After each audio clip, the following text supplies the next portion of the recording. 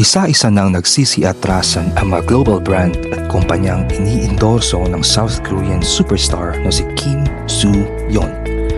Ito'y sa gitna ng kontrobersya matapos maisapubliko ang lihim na relasyon noon ng aktor sa namayapang aktres na si Kim Se-ron.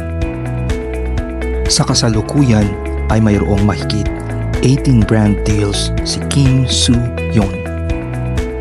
Nitong Sabado, March 15, 2025, halos magkasunod na inanunsyo ng Italian fashion luxury brand na Prada at Seoul-based cosmetics brand na Tinto ang pag-terminate nila sa endorsement contract ni Kim Soo-hyun bilang kanilang ambassador.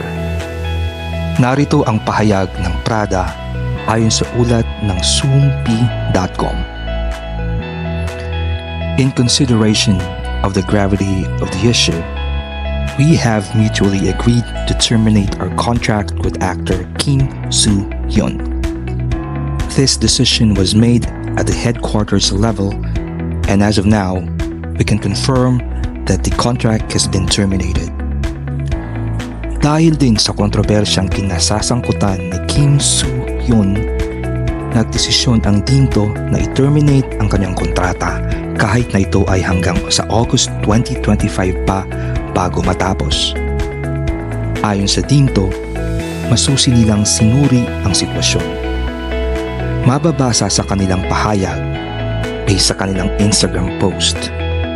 Tinto has decided to terminate its advertising model contract with Kim Soo-hyun. Regarding the recent controversy, as a partner in both business relations and contractual agreements, we believed it was appropriate to uphold the principle of good faith.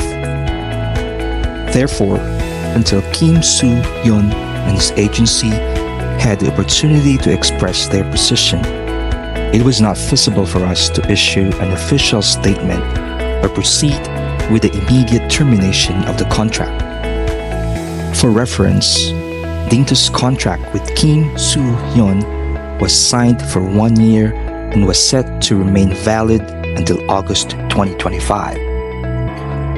After reviewing the statement issued by his agency yesterday, we have determined that there are substantial grounds rendering the fulfillment of the advertising contract unfeasible. Accordingly, we are officially proceeding with the termination process through our legal representatives. This decision was made to uphold the values that Tinto stands for and to honor the trust placed in us by our consumers. Going forward, we remain committed to making responsible and prudent decisions that align with our brand philosophy and consumer expectations, while also focusing on meaningful projects that create lasting value. Thank you. Maliban sa Prada at Tinto, isa-isa na ring tinanggal ng iba pang brands na iniendorso ni Kim Soo-hyun ang kanilang promotional materials sa social media na naroon ng aktor. Noong March 13 ay hindi na makikita sa social media page ng bakery chain na Tous Les Jours ang advertisement ni Kim Soo-hyun. Deleted na rin ang mga promotional material ni Kim Soo-hyun sa social media pages ng French clothing brand na Eider. Maging sa Korean discount store retail chain na Home Plus at K2 Korea Group. Simula noong March 10, usap-usapan na online ang koleksyon ni Kim Soo-hyun sa biglaang pagkamatay ni Kim Se-ron dahil sa pagkakaroon nito ng relasyon sa aktres. Nagsimula ito nang isiwalat ng Garocero Research Institute ang pagkakaroon ng relasyon ni Kim Soo-hyun kay Kim Se-ron na labis na ikinagulat ng publiko. Ang Garocero Research Institute ay isang independent media platform sa South Korea na nakakilala sa pagiging whistleblower o o nagbubulgar ng mga pinakatatagong iskandalo sa mundo ng entertainment, politics at business. Kabilang sa aligasyon ng Garocero Research Institute ay minor de edad pa lang si Kim Se-ron nang magkaroon ito ng relasyon kay Kim Soo-hyun. 15 taong gulang lang daw noon si Kim Se-ron habang si Kim Soo-hyun naman ay 27. Tumagal daw ng halos 6 na taon ang relasyon ng dalawa. Ayon sa Garocero Research Institute, nagsimula umano ang relasyon ng dalawa noong huling bahagi ng 2015 at nagwakas noong unang bahagi ng 2022. Lumalabas na walang maayos na pag-uusap sina Kim Soo-hyun at Kim Se-ron nang sila ay maghiwalay. Isa ito sa itinuturing dahilan ng isang kaanak ni Kim Se-ron kung bakit daw piniling wakasan ng aktres ang kanyang buhay noong February 16 sa mismong araw ng 37th birthday ni Kim Soo-hyun.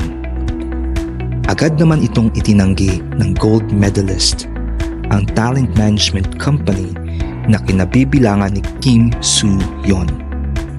Si Kim Soo-hyun ang founder ng naturang talent agency.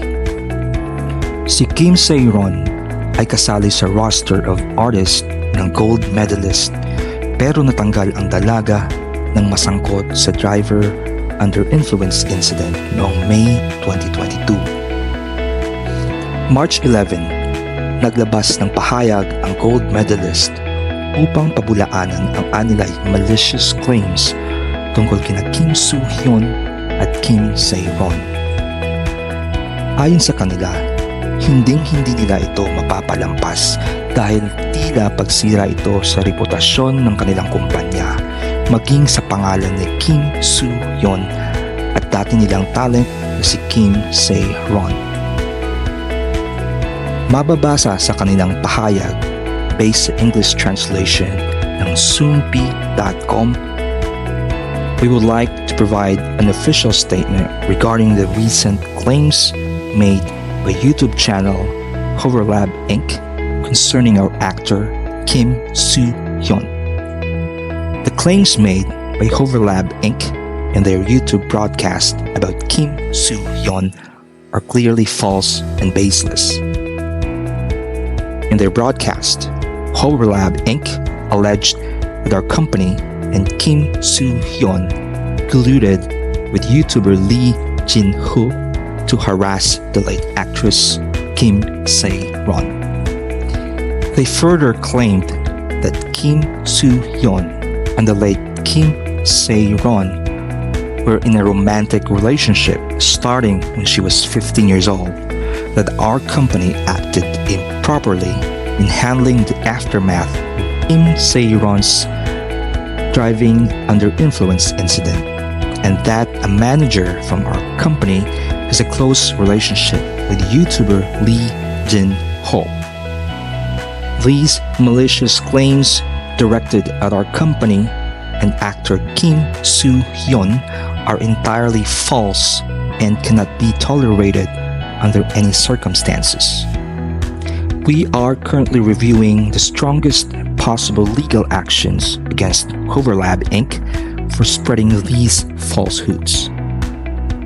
Our company is deeply saddened by the passing of the late Kim Se-ron, who was once part of our agency, and we mourn her loss. However, dissemination of such false information by Hoverlab Inc. mirrors the very behavior of so-called cyber wreckers that caused the late actress so much pain during her lifetime. Their actions, driven solely by self-interest, not only damage our company but also tarnish the honor of the deceased, and thus we will respond to this matter with the utmost seriousness. We earnestly request that these baseless falsehoods not be further spread, amplified, or reproduced in any way. Patuloy ang paglabas ng Garosero Research Institute ng mga litrato ni Kim Soo-hyun habang sila pa ni Kim Se-ron.